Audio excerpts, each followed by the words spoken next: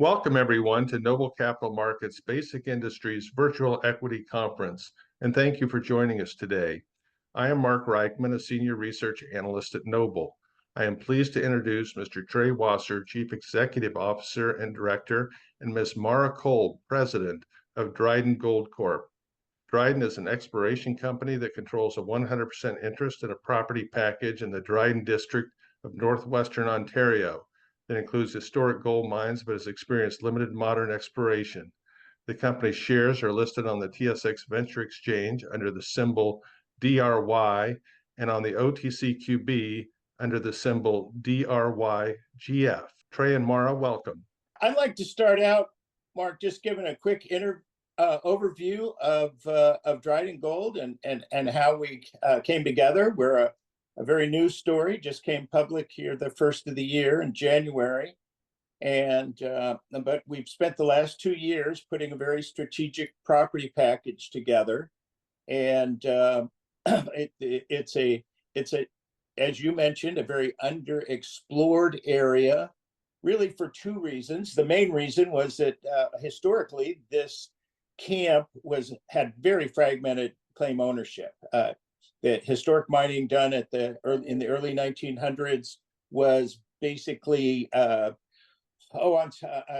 across the camp, but kind of focused on some patented claims. And on 7 kilometers of patented claims, there was 11, 12 different mines, all mined by different people. So historically, it's been very fragmented.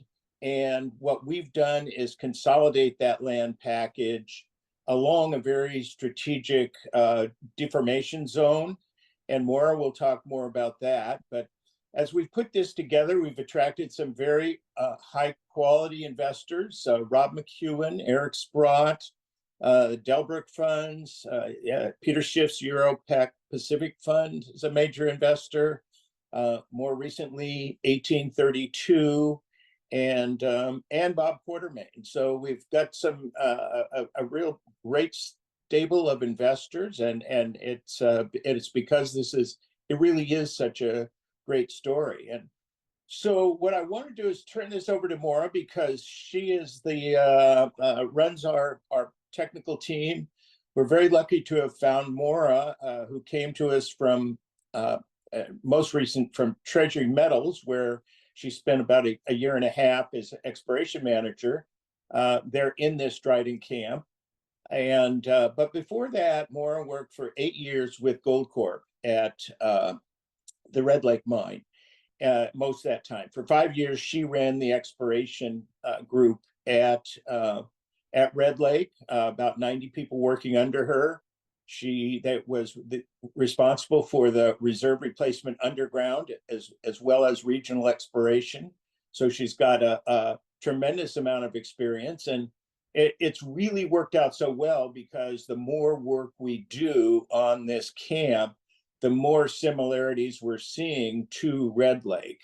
And while we're just really getting going and scratching the surface, we think the potential here from our small market cap right now, the optionality in this company is really incredible. So with that, I'm going to turn it over to Maura. She's going to talk about the geology so that I don't get myself into trouble. Thanks, Trey. So we've put together an excellent land package and position here in the Dryden Camp. We have this kind of northeast southwest trend that is a major structure. It's been compared to the Porcupine-Duster Fault. So we feel we need to be within about 1 kilometer or 2 of that major structure to have the best chance for hosting high-grade gold. And as you can see, we really control that entire structure in the camp. Everything that's stakeable, we hold. So it's a very, very strategic position. We have a large land package here. We have some great neighbors in the camp. Next Gold is here in purple to the north. We have Kinross in the green, and Kenorland recently came in the blue, as well as Dynasty Gold, the smaller project here. So really a very exciting position to have in a camp that's seen very little modern exploration. Even within our entire property package, we're looking at about 30,000 meters of historic drilling that has been completed. But a lot of that is in the area we call Gold Rock, which gives us an opportunity for a brownfields play here within an overall greenfields camp. We'll give you a little bit of background. Trey touched on this a bit already, but there was some historic mining here at the turn of the century, and we're looking at an outline of the patented claims that we hold now. Lots of different miners and different operators on that particular property. So it's really always been piecemeal. We feel we're in a great opportunity here to put the whole property package together and be able to look at this holistically, and that gives us a different opportunity. These type of camps in these Archean high-grade gold systems typically have very deep roots. And historic mining here in the Gold Rock camp was very shallow, to 140 meters. That was the deepest of the mines. But most of these go a kilometer or two deep. So we feel there's a really big down plunge potential and upside to our project as we move this along in the future. We're located in a great jurisdiction. We're south of the Red Lake mine. We're just north of the Rainy River mine and Hammond Reef. So a lot of great projects, a lot of ounces in this part of the world. Our property specifically has had some high grade hits from top to bottom. Again, let me point out the geology, this major fault structure, that's really important to us. We also have these more east-west structures as well. And we've seen some really high grade on the property. 53,000 grams per ton, over half a meter. That's shown in this picture. And this really looks like something out of Red Lake's high grade zone. It's very exciting to see this kind of mineralization, very clean, free gold on the property. So very exciting. But we've had some great results ourselves, like 14 grams over 7.5 meters in our first drill campaign on the project, which again, we only became public in January. Let's look a little bit deeper into the area that we focused on called the Gold Rock Camp. And let me just show you a little bit about the geology and why we like this so much. From the northeast corner to the southwest, we have that main deformation structure, and then we have these cross-cutting faults, and we believe those create great traps for high-grade gold. We also see a fold hinge here, which is very similar to what we see in Red Lake, which I'll show you on the next slide, and that creates great traps for high-grade gold. We're also seeing free gold like we saw in the last picture on the last slide. So a lot of great traps. When I got really interested in this project because of the similarities to Red Lake, but with the so little exploration having been done on the property in the camp. As you can see in the cartoon here, you really see that the Gold Rock Camp in Dryden is kind of the Red Lake geometry is just flipped on its side. So you have the fold architecture and the fault network that really creates great traps for high-grade gold mineralization. And as we've continued to work on the property through drilling and through the mapping exploration that we've done, we see that we have the same types of mineralization on the property and a lot of the same geologic settings. So it's very exciting to have our thesis kind of continue to evolve and show that this has the potential. We have a lot of great geophysics. So this slide is very busy, but it basically shows the red lines here are targets that came out of our geophysical study. What I really like about this is that it shows vein mineralization, or these targets are popping up over veins in the old Gold Rock Camp. So we know that this is working to show great targets on our property. So very exciting. And we have this geophysical coverage over the entire span of the property, giving us a real leg up for targeting. In January, we became public and we had already started a drill campaign. This drill campaign had three major objectives. The first was to see if the mineralized footprint was bigger than what we had historically known. It was great to see as we stepped out to the north and to the east that the mineralizing fluids continued. The next objective of this program was to test the controls of high-grade gold mineralization so that we could see if our thesis and our ideas of what was controlling gold were true. We were able to do oriented core, so that gave us actual measurements of what the orientation was. And we used that for our third objective to test and find new high-grade shoots. And we were successful finding 26 grams over 3 meters on a brand new high-grade shoot. So our understanding all the science is paying off to find new high-grade, which gets us to where we are today. We've learned a whole bunch of new things. I'm going to jump through this one to the next slide. We've also found a lot of our historic core. So I mentioned before, 30,000 meters of drilling. We have found about 20,000 of that, and it was very, very selectively sampled.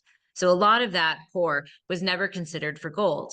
And we know that if you look at the Great Bear story, for example, relogging a core can be extremely important and really unlock potential in a camp. We've done the same sort of work that they did, putting a foundation of geologic framework together for this camp. And now as we look at the relogging program and look at the historic core, we may be able to unlock other opportunities that weren't seen before. So it could be a very exciting program. We've got ourselves set up with a core shack now, really close to the property, which is fantastic. And it's really giving us the chance to do the work we need to do to do new discoveries. We just completed a 1,600-meter drill campaign last month. I'm really excited to say that our very first drill hole on that, and you may have seen the press release, we intersected some very spectacular visible gold. You can see it in this picture here. This was a follow-up to our 14 grams over 7.5 meters that we hit in the first drill campaign. From that, we decided to test a few more holes on this structure, and it's really getting exciting. I mentioned before that the historic mining wasn't very deep, so we were drilling this here on what we call the Elora target. A kilometer to the north on the same structure is the Laurentian mine. That was the biggest producer in the area, 20,000 tons, but at 14 grams per ton average grade. So it's very exciting to see this kind of high grade hitting on this structure a kilometer south of that historic mine. Big opportunity, I feel.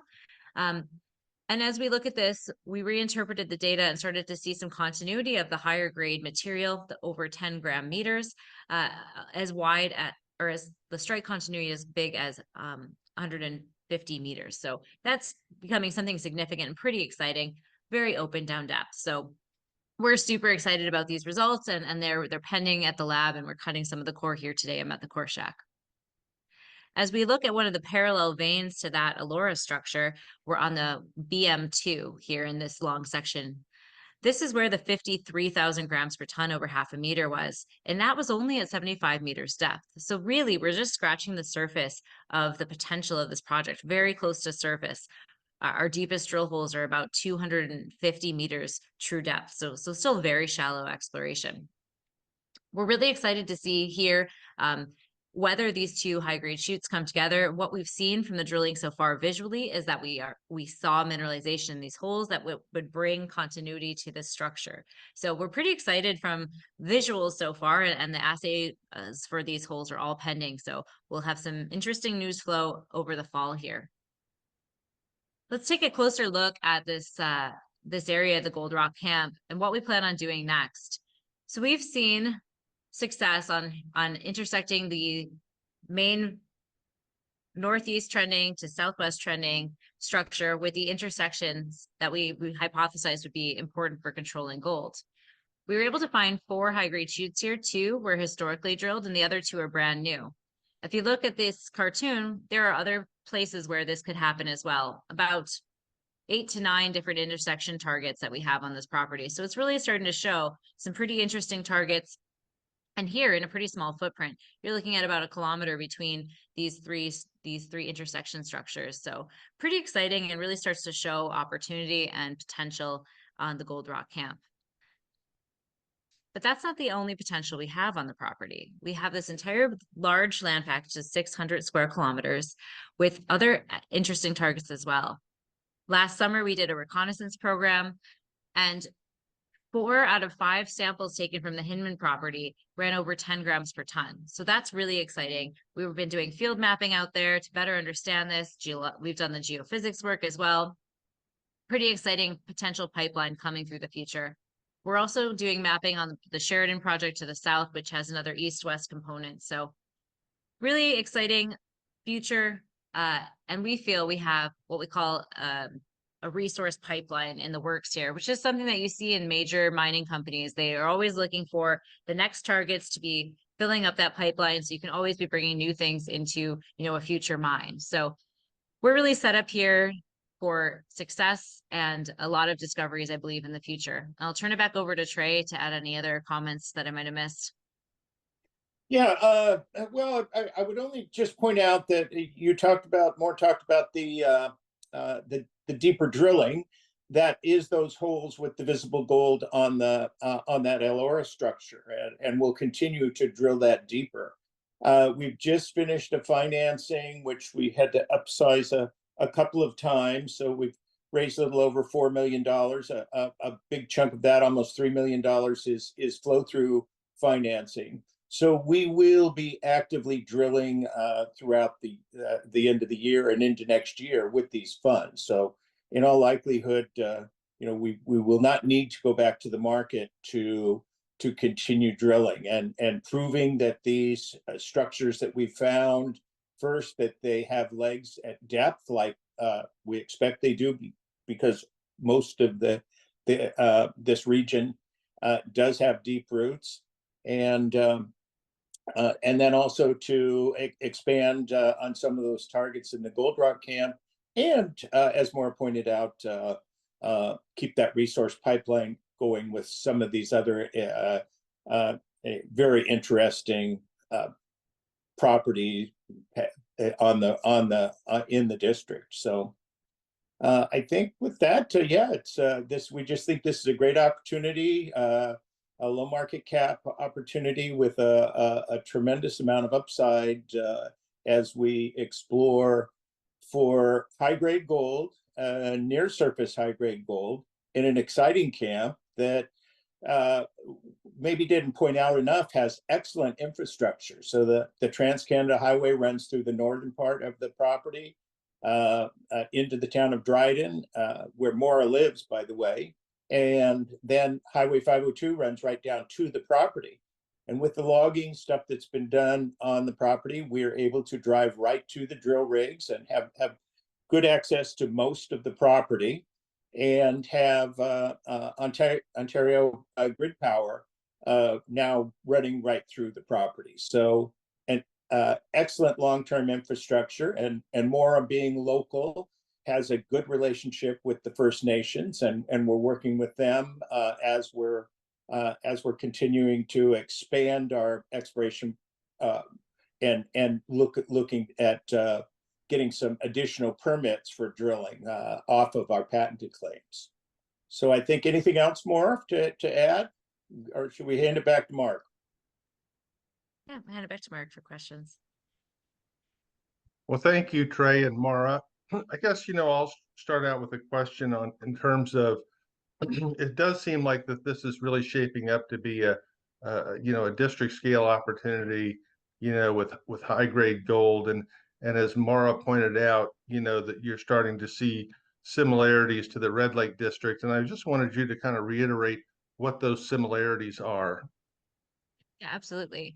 So we definitely have some similar geometries. We're looking at the slides up again, but a fold hinge at Red Lake is really what controls the mineralization and the high grade shoots. And then the intersection of the faults through those rock units really created all of those different high grade shoots and high grade zones within that mine. So we have a very similar setting to that, similar rock types. And then again, the faults cross cutting that are all the same.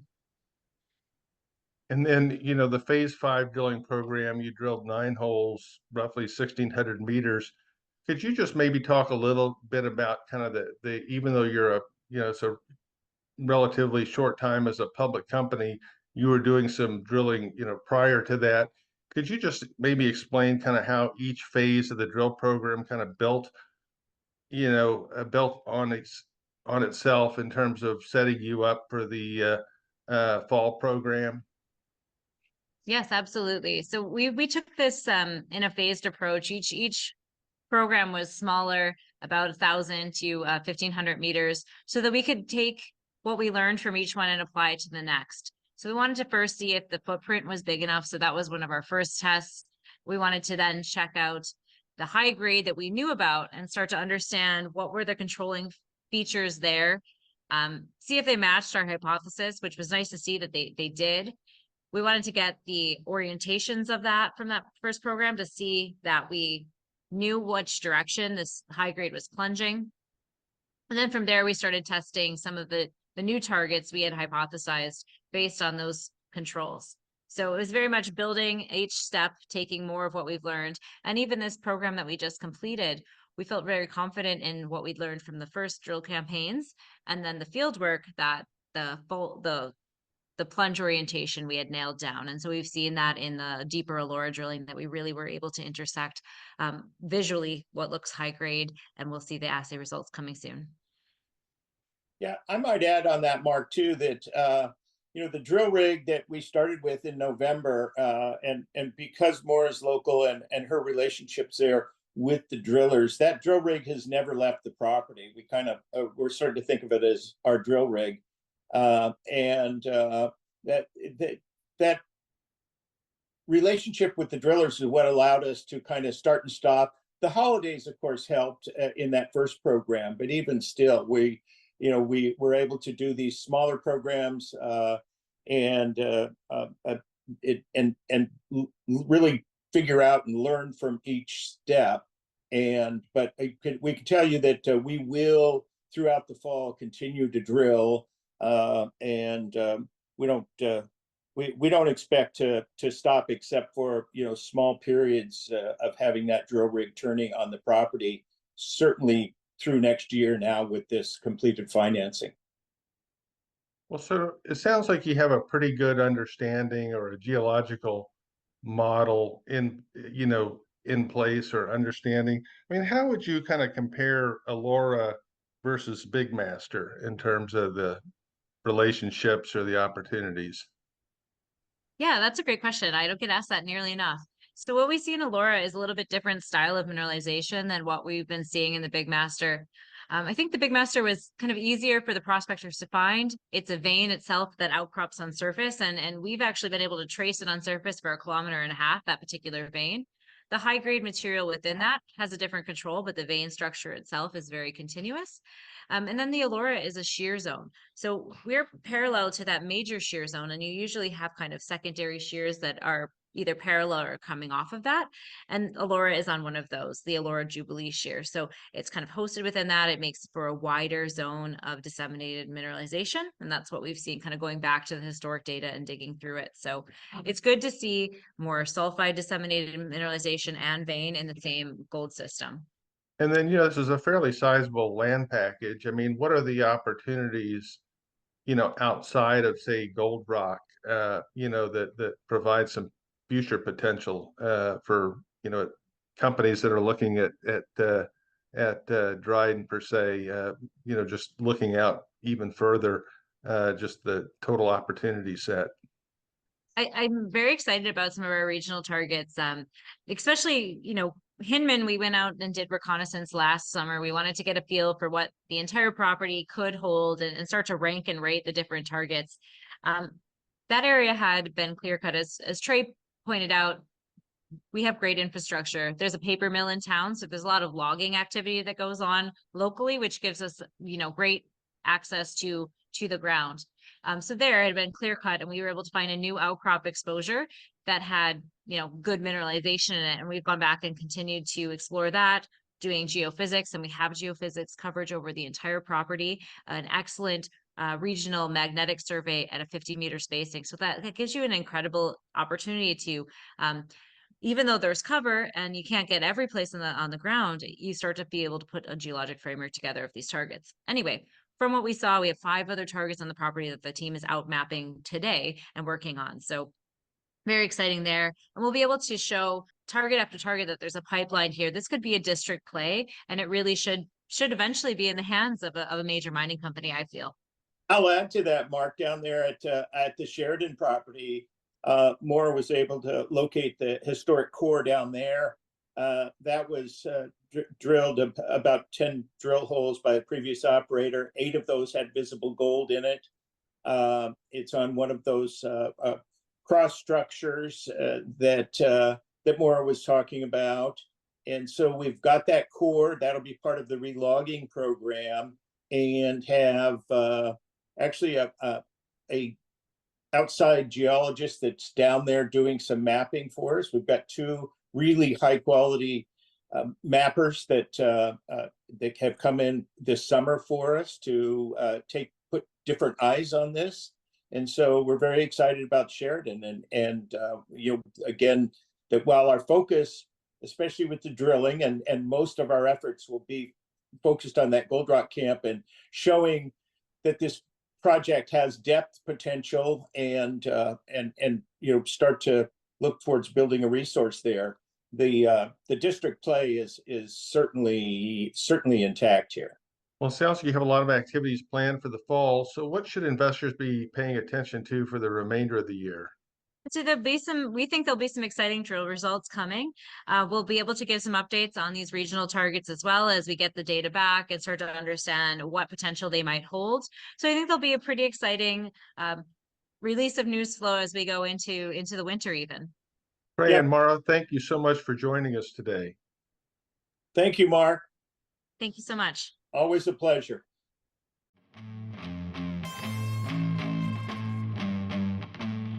Hey, Robert Herjavec here. Are you coming to NobleCon in Boca Raton this December?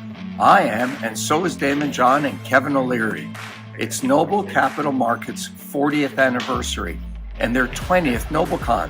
So we'll be there to celebrate. It's an emerging growth equity conference. And that's pretty much the theme of Shark Tank. We're always looking for that gem, that pearl in the oyster. And when we find it, we're in, and you should be too.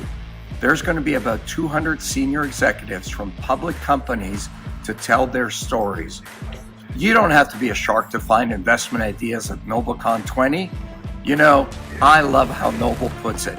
If you're looking for the next apple, this is your orchard. It's at Florida Atlantic University, December 3rd and 4th. See you there.